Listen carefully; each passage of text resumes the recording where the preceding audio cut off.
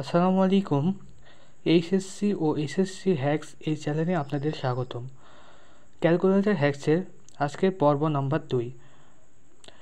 আগের পর্বে আমরা দ্বিঘাত সমীকরণের মূল বের করা শিখেছি। আজকের পর্বে আমরা দুইটি ইকুয়েশন কীভাবে সলভ করে এইটা দেখব। ইকুয়েশন সলভ করার জন্য আমাদের ক্যালকুলেটরের প্রথমে হোম বাটনে চাপ দিতে হবে। তারপর সেখানে কোনায় ইকুয়েশন লেখা আছে, এই ইকুয়েশনে যেতে হবে। তারপর এখানে সিমুল ইকুয়েশন, এখানে যেতে হবে।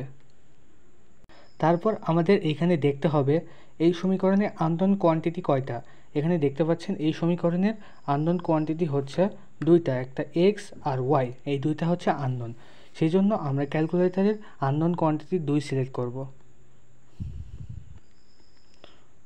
তারপর দেখতে পাচ্ছেন আমরা যে ক্যালকুলেটরে ইকুয়েশন ইনপুট দিব, সেই ইকুয়েশনের ফরম্যাটটা আছে ax plus y is equal to 0। আর এখানে এই ইকুয়েশনের ফরম্যাটটি দেখতে পাচ্ছেন এক্স মাইনাস ওয়াই প্লাস 1। তাহলে এই প্লাস 1কে আমাদের এই ইকুয়ালের বাইরে নিয়ে যেতে হবে, অর্থাৎ সমান সমানের বাইরে নিয়ে যেতে হবে। তাহলে লিখতে পারি 2x minus 3y is equal two -1।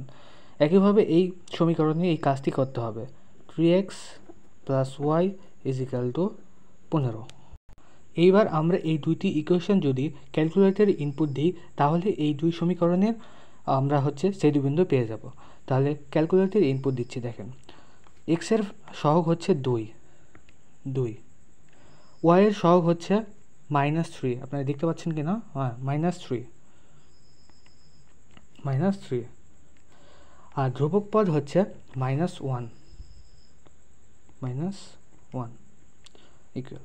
তারপরে নিচেরটা ইনপুট দেব, এক্সের সহগ হচ্ছে 3, তাহলে এখানে 3 চাপবো। ওয়াইয়ের সহগ হচ্ছে